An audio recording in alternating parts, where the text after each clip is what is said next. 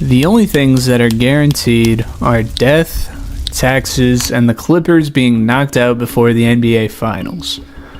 5 years after the move that brought the Battle of LA to the mainstream, that storyline has completely disappeared, along with the future hopes of this team. This PG Kawhi era, much like the Lob City era before them, has been demolished by choke jobs, untimely injuries, and unlikely circumstances that always seem to keep the little brother team in Los Angeles from ever becoming a legitimate threat. And despite maintaining some of the NBA's brightest talents the last 15 years, the Clippers have maintained being one of the NBA's biggest losers. With their current collection of talent now fading fast, the world has quickly noticed that these timelines no longer align. Westbrook has turned into a pretty unplayable piece come playoff time, James Harden is just as bad as he always is in the postseason, and Kawhi seems to have booked his trip for Cancun every playoffs. As failure after failure is stacked up, not only does PG seem ready to pack his bags out of his home city and get away from this dead-end team, but the whole world seems to have gotten fed up with the team that even when everything seems to be going right, ends up going so wrong. The Clippers are not only a sorry franchise that's likely going to fall into misery in the near future, the Clippers from their inception are one of the sorriest franchises in sports. From controversies, small and large, missteps and boneheaded errors, a flurry of bad luck, and the dream of taking over basketball's biggest market has caused the underdogs of LA to turn into nothing more than eternal losers. Since the beginning, the Clippers have been atrociously bad underachievers, and I mean since the beginning in 1970 as the Buffalo Braves. Under star Bob McAdoo and Hall of Fame coach Jack Ramsey, the Braves never managed to make it past the second round like every other team in franchise history. And after multiple years of playoff underperformances, the Braves would let go of Coach Ramsey before he would go take home a championship the very next year with the Portland Trail Blazers in his first season free of Buffalo. But upon the disposition of one Hall of Famer, the Braves quickly got their hands on another, acquiring Moses Malone from the ABA expansion draft in 1976. Despite being an all-star level player as a rookie in the ABA, the 30-52 Braves decided to give the best player on their team 3 minutes a game in the 2 games he played.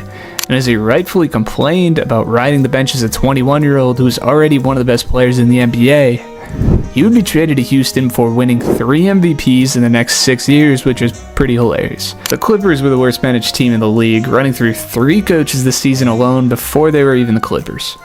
This was far from the only monumental slip-up in this year alone, as the saving grace of the Braves, a 25-year-old center who had finished top 2 in MVP voting in 3 out of his first 4 seasons, as well as taking home the only MVP trophy in franchise history, and probably edging his name as the GOAT of this entire franchise, was flipped for pennies on the dollar after moving on from one of the best centers of all time just a few months prior for next to nothing. But the Braves had one more in them. Hall of Famer Adrian Dantley had a little bit too good of a rookie year, putting up 20 a game at 21 years old, and of course had to be moved as well, pulling off the three-peat of 3 Hall of Famers being moved for next to nothing in 1 year. If there's anything that is deserving of a lifelong curse, I think it may be that. The Braves shit the bed worse than Amber Heard in their short existence, moving on from 3 Hall of Fame talents and a Hall of Fame coach in a calendar year. The real Clippers curse began at the 78th season to follow, as at the end of the season, the team would move to the opposite side of the country to set up shop in sunny San Diego, under the new identity as the Clippers, named after some stupid boat or something. More importantly, this move not only marked the start of a new team, but the real start of the Clippers curse, as after their 3 straight second-round exits in the mid-70s, the Clippers wouldn't make another playoff run for the next 14 years. It's not like they didn't have talent with guys like World B. Free making an all-star appearance, putting up nearly 30 a game during his time in San Diego.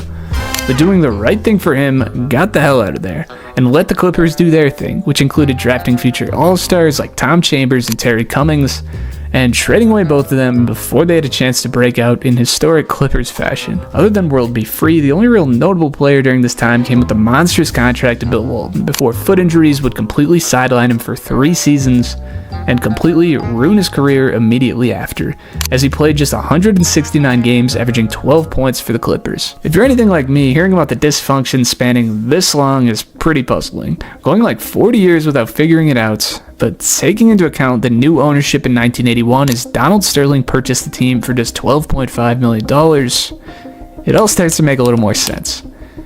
After promising to make the Clippers the pride of San Diego, Sterling quickly went back on his word in pretty Sterling-esque fashion, proposing to move the team to his hometown of Los Angeles just 1 year later. And after being rejected by the league, Sterling was back getting rejected with the same proposal just 2 years after that. But this time, he wasn't going to take no as an answer. Being the only instance in NBA history, Donald Sterling packed their bags and moved the team to Los Angeles himself without the approval of the league, launching a $25 million lawsuit, more so centric on retaining San Diego's team. But as an attorney, a countersuit against the NBA would conclude in a reduced fine to $6 million, and more importantly, the highway robbery allowing Sterling to steal the short-tenured San Diego basketball club to pursue the more profitable route of building the Diet Los Angeles Lakers. With the shady origins of the team's tenure in Los Angeles, the first few teams of the sorriest franchise in basketball went about as good as you would expect them to go. The addition of Los Angeles legend Elgin Baylor as a GM would not go according to plan. Although an all-time great player and one of the most underrated of all time, dude was a flat-out brutal GM. Beginning with a 1987 drafting of Reggie Williams and Joe Wolf over Pippen and Kevin Johnson, drafting Danny Ferry's second overall in 1989, who refused to even play for the team, the 1990 edition selection of Bo Kimball, whose career went so poorly he thought of offing himself, and even the extreme, unlucky additions of Danny Manning and Ron Harper, who suffered immediate injuries, derailing their early days in their Clippers careers. It wasn't until 1992, after a decade and a half of tanking, that the Clippers managed to turn the slightest corner, being knocked out of the 1992 and 1993 playoffs. After decades of rebuilding, the best these guys were able to do was a mediocre 45-37 finish, before being knocked out by Stockton and Malone in the first round.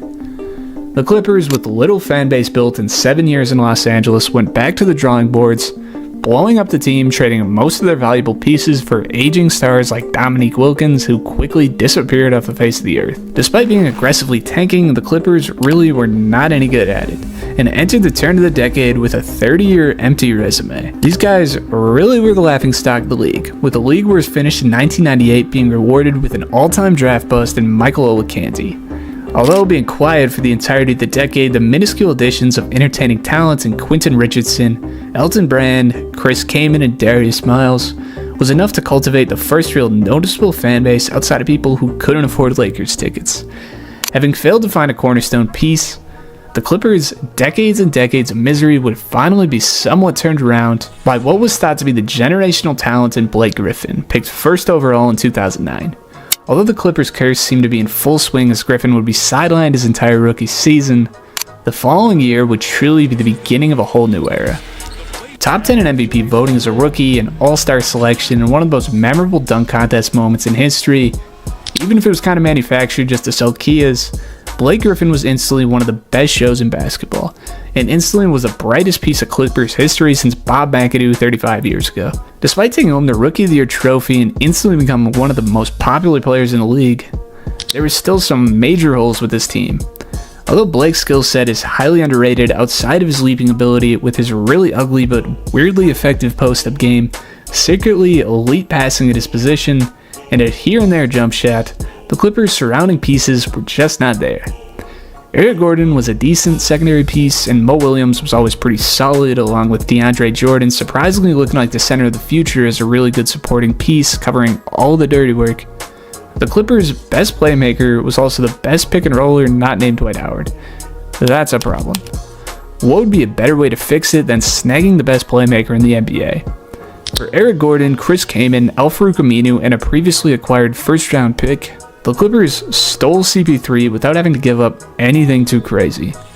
In one move, the Clippers instantly turned from a below-average team to one of the best teams in the West, and the best Clippers team since they were in Buffalo. Two major pick-and-roll threats with a unique little two-man game with Blake Griffin with some dribble handoff tomfoolery mixed in. This team seemed to be a few shooters and defenders away from NBA gold. Climbing to 40-26 in the lockout-shortened 2012 season, the Clippers came out firing with a crazy comeback backed by Nick Young getting hot out of all people in the Lob City Clips' first playoff game together. A tight win in a 7-game series was a decent start to see this team put together. The team would be knocked out by the Spurs, who pretty severely outmatched them the following series, but the following year was when the additional pieces to the puzzle started falling into place. DeAndre Jordan began blossoming as an additional role man, and the quarterback of the defense is a vocal leader and pretty talented anchor on that end. The Clippers went from a duo to still kind of a duo, but DeAndre was pretty good. What made a bit more noise was the addition of Jamal Crawford and a bench depth that this team was really lacking. With a roster built on a few stars and then bums like Ronnie Turioff, Ryan Hollins, and post-crack Lamar Odom.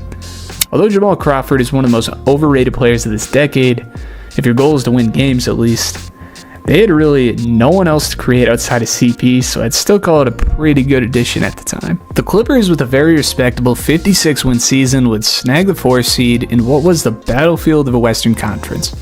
Honestly, it seems like every season these middle seeds were the ones putting out classics, and this is no different. Rematching the grit and grind Grizzlies, the Clippers jumped out to an early 2-0 lead on the back of CP's play, being as consistently solid as it gets. Highlighted by a Game 2 game winner, really building some steam for the future. Unfortunately, this would be the beginning of an ongoing trend in playoff disappointments in Lob City. Blake Griffin playing on one leg and underperformance from key role players like Jamal Crawford, who shot 38% from the field, and basically the rest of their bench who shit the bed outside of Matt Barnes. Although the talent on this team was ridiculous and totally crushed the Grizz on paper, I can't think of a team more built to win in playoff games than Memphis, and the Clippers just simply were not really built for that at all. So, they got back into the office to move pieces together. In one of the strangest moves of all time, the Clippers would give up a second-round pick to trade for the head coaching of Doc Rivers when his value was close to its highest. As a talented team that lacked coaching, giving up a second-rounder to build a better system is kind of a cool move on paper that I'm kind of surprised more teams haven't pulled the trigger on. But in this instance, the addition of one of the most overrated coaches of his time didn't exactly work to perfection. But the move that did move the scale didn't involve Doc's coaching, but his work in the front office, acquiring lights-out 2-guard JJ Redick for backup point guard Eric Bledsoe. This was the single best addition that Lob City made outside of trading for Chris Paul, as JJ Redick added a whole new dimension to this offense that was strictly just a two-man game. As a role player is more valuable than some low-level stars, JJ Redick was one of those guys who could instantly make 30 teams better overnight. One of the brightest off-ball players of all time who could navigate the wing as well as anyone, shoot the piss out of the ball if you give him a smidge of daylight, and demand attention off your off-ball screen setters who happen to be two of the best rollers in the NBA. JJ, although far from the most talented, even compared to the guy he was starting over, was somewhat of the final piece of the Lob City team, and really made this group more of a cohesive Big Four, and if Jamal Crawford happened to show up, more of a deadly Big Five. Putting up an extremely exciting 57 wins, the highest mark in franchise history, these guys were the best show in basketball in the 2014 season, hands down. Two monstrous dunkers with an all-time great point guard finding them, JJ Redick getting his Ray Allen on, and Jamal Crawford coming in to make sure the crowd never had a chance to breathe. The Los Angeles Clippers finally brought the Stars to live up to their luxurious abode. Running into the playoffs, this looked like the time for the Clippers to finally shine, but at this time, the Clippers were in the headlines for all the wrong reasons.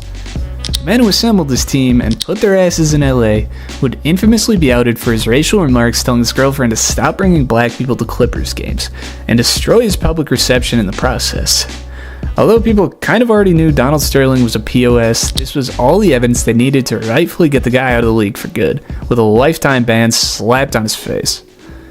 Although the Clippers weren't directly involved with him, this still put a light on the players that was a bit unfair when they're trying to piece together their first successful playoff run as an organization.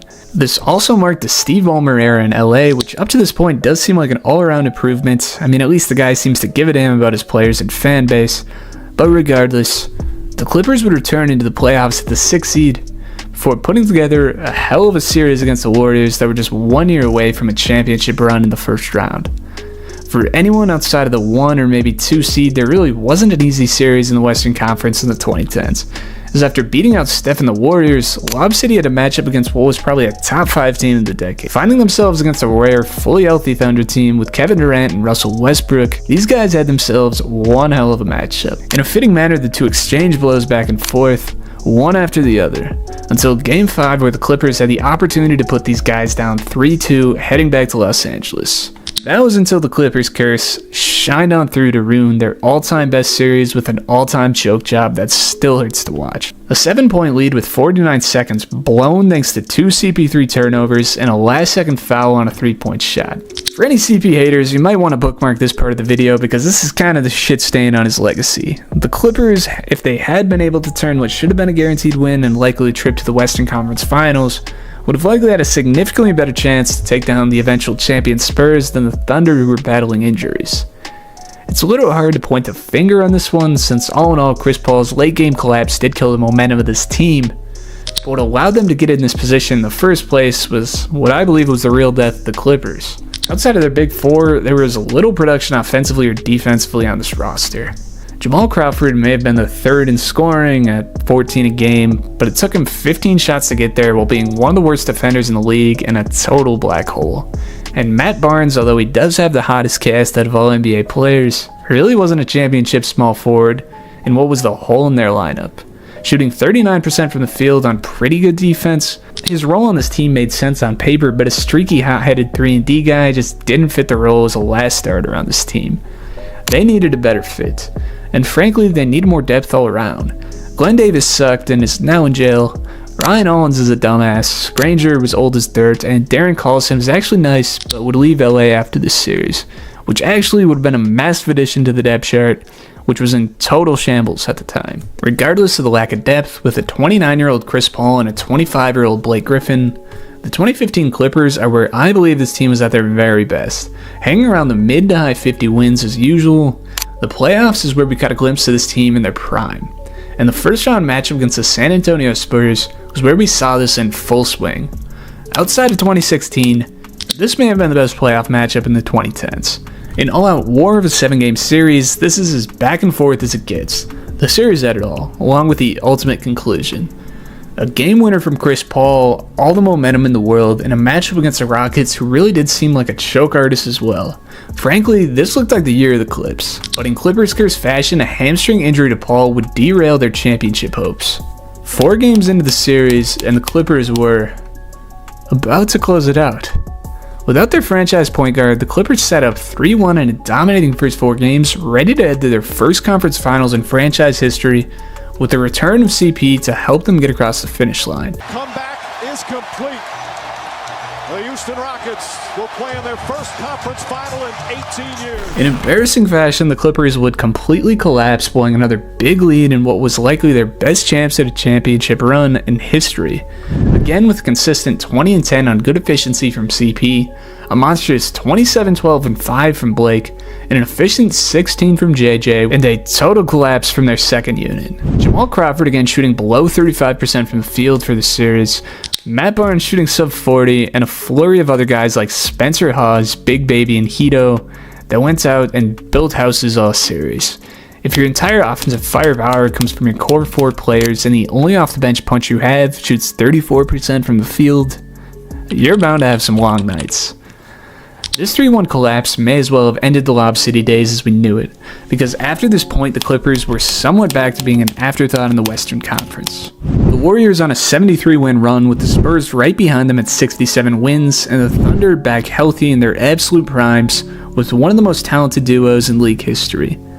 There were other teams that seemed to be lurkers in the bottom of the playoffs every year like Portland, Memphis, and Dallas, and frankly, the Clippers were really more in that bracket than a part of the 3-headed monsters up top that was actually competing for a championship. Over the next 2 seasons, the Clippers curse really began to put this team away after not seizing their opportunity beforehand. An injury to Paul and Griffin in the 2016 playoffs caused another blown lead in the first round of the 2016 playoffs, and another first-round exit the following year to the Young Gun Jazz following an injury to PG.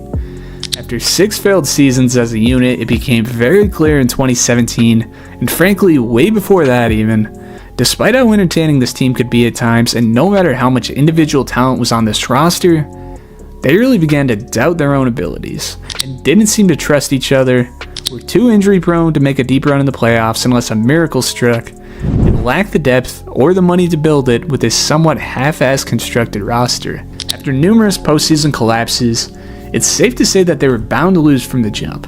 I mean, maybe a lucky string of series could result in a championship if the stars were aligned, But as we saw the peak of their run, it's hard to win championships with star power alone. LeBron and AD haven't taken massive declines since their 2020 championship win. Those guys are still a championship duo. But with the identity and defensive presence of the guys like Dwight Howard, Markieff Morris, JaVale McGee, Danny Green, and other championship level role players, this team was incomparable to what we see today. Similar can be said for the Nuggets' current roster. I mean, Jokic sure as hell didn't decline, and if he isn't putting up all-time numbers, guys like Reggie Jackson aren't going to win you chips. The Clippers' clear holes in their roster were really going to be too much to overcome when teams like the Spurs and Warriors had an army of championship-level pieces to throw at you. And with the injury bug going around, these guys had no chance in hell. And that's really why, despite being thought of as a championship contender, these guys couldn't even make a conference finals.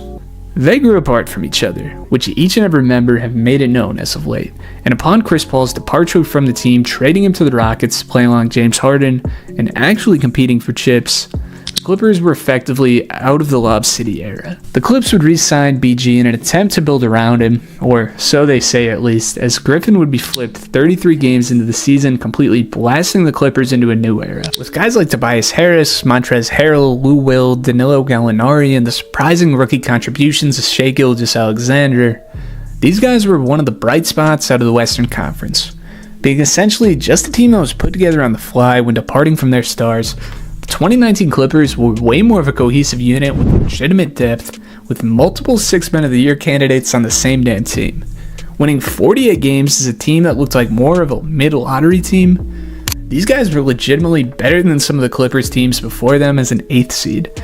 Stealing 2 games against the Golden State Warriors in the postseason is better than a whole lot of other teams would be able to do. There was reasons to be high on this team, but in reality, as an 8th seed with a core outside of Shai that really was pretty damn close to their peak already, in hopes of winning a championship, these guys more likely should have shifted to some younger talent, as most teams do when their championship window closes. But this, of course, is when all hell broke loose. Waking up to the news of the Clippers' cannonball of a move, acquiring Paul George in a trade with Oklahoma City to attract the defending Finals MVP in Kawhi Leonard, instantly made the Clippers the championship favorites in a league that was up for grabs as much as it had been in the last decade. Moving Gallinari for contract purposes, along with 6 first-rounders and a pick swap, alongside Shai Gilgeous-Alexander, the move really did look like a win for both sides. A piece that was necessary for the Clippers to attract the real gold in Kawhi Leonard, although they gave up a shit ton in return, and hindsight of course tells you not to give up Shai. If you thought that this move made sense in the moment, you were right. Chances are in 6 picks, you're not going to land a pick as good as Kawhi Leonard, and you might not even land a Paul George. Giving up on their only young piece, who no one could have predicted would end up better than George by a landslide just a few years later, made sense given that there was really no younger pieces to build around on this team. You could blow it up and stink it up for the next few years in hopes of maybe being a contender, or you can take the guarantee of being one of the best in the NBA right now. Frankly, in the Clippers' position, they should have made this deal, and in OKC's position, it went better than they could have possibly imagined.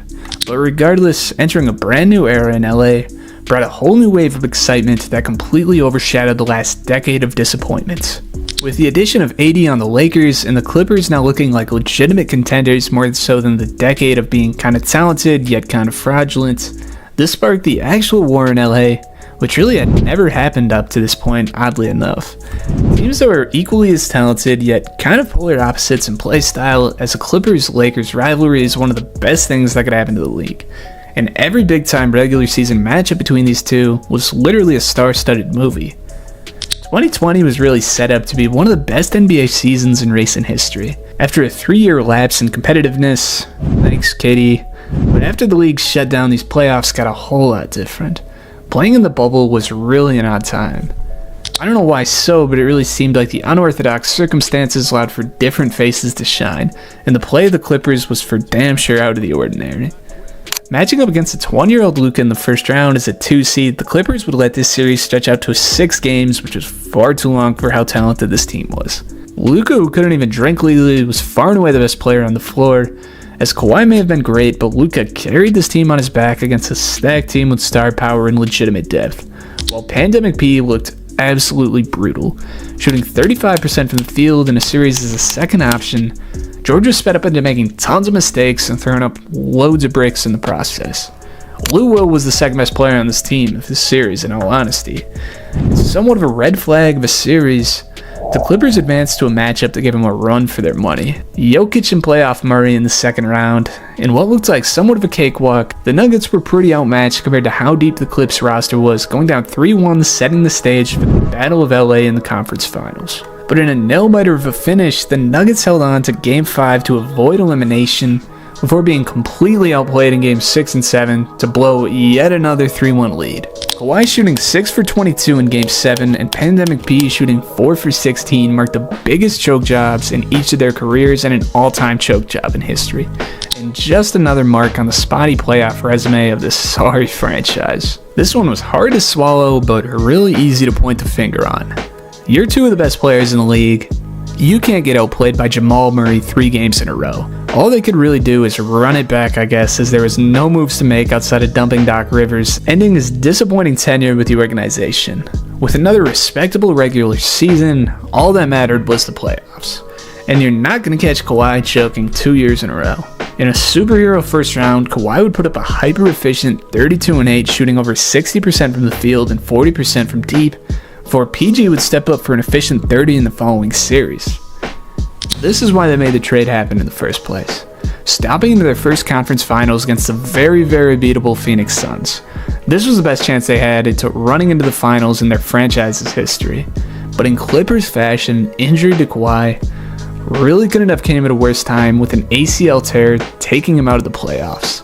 With PG as the sole star on the roster, they lacked the manpower to knock off the Suns, with Reggie Jackson being forced into their second option, and allowed CP3 of all people to take his first trip to the NBA Finals. The Clippers, lacking Kawhi for the entirety of the following season, and PG as well for the majority of it, would be forced into the play-in tournament before Pat Bev got his D-Wade on and sent the Clips packing in a year that obviously wasn't theirs.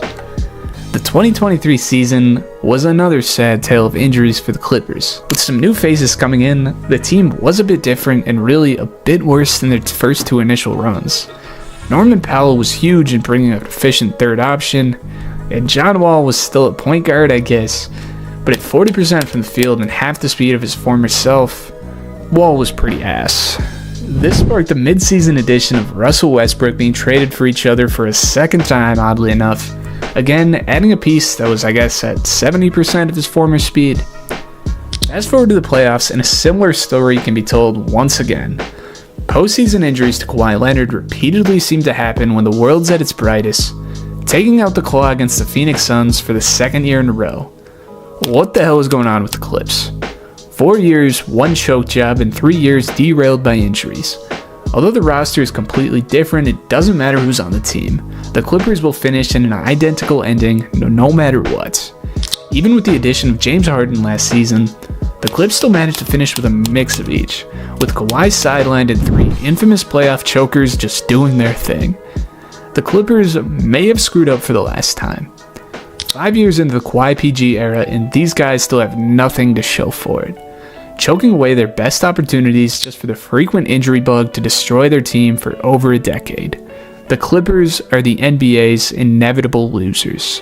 With PG now seeming ready to give up on this team, I think I'm right there with them. The Clippers time and time again seem ready to take home a chip, but time and time again are cursed with bad luck, or failed to play at the level they're supposed to. 54 years of misery for the same outcome is not only depressing, but is indicative of the struggles they've had to live up to the LA expectations. Now with a new stadium just to play a team that looks like to be on a dead-end road, the Clippers curse doesn't look to be ending anytime soon. There really isn't many questions to ask at this point. With a history of nothing but failures and a future that's looking bleak, to put it nicely, the Clippers might have all the talent in the world, but there's no winning on a team that's the NBA's biggest loser. Thank you for watching. If you made it this far, check out my last video here if you missed it, and I'll see you boys in the next one.